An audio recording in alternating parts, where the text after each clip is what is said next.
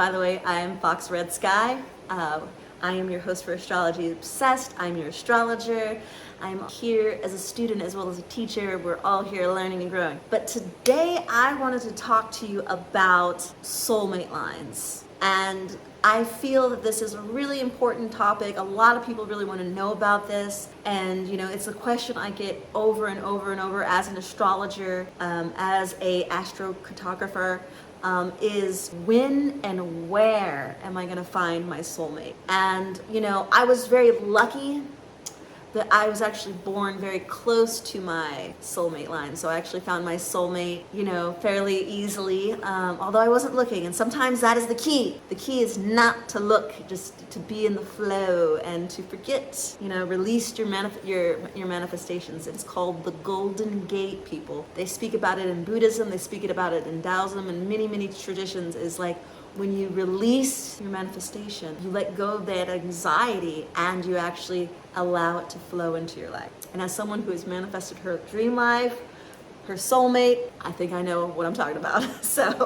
But back to our soulmate line. So yes, so what we're looking for when we are looking for our soulmate lines is our Venus descending and our Venus MC. Now, I also believe that you can find your soulmate, also depending on the transit you're experiencing in your life, and also depending on your chart ruler, So these are also some things to take into consideration. But generally, when we're speaking about soulmate lines, we're talking about Venus descending. Now, I also want to remind everybody that sometimes we're not ready for our soulmate. And why is that? Because we haven't done the shadow work. We haven't done the work. And so before we meet our soulmates, how about we work on ourselves so that we're ready to treat this person who is deserving of our love in the most miraculous and abundant and beautiful and exciting and fun way and loving way, by doing the work ourselves. We are all mirrors of each other. We're all showing each other what we don't like and what we do like about ourselves. Which is why all of our relationships are in our 7th house, our descending house, because that is our shadow self. That is the side of ourself that we're like, that's not me, that's them. Well, guess what? Until you work on it, you'll constantly draw the wrong kind of relation. But I go backwards, back to our soulmate line. So really and honestly, if you're ready and you've done the work, look and see. There's a lot of different websites. I think the one that everybody trusts and feels like, oh yeah, this has got it, is astro.com. And basically, you look for your Venus descending line. The descending line represents the other. Remember, the descending is the 7th house.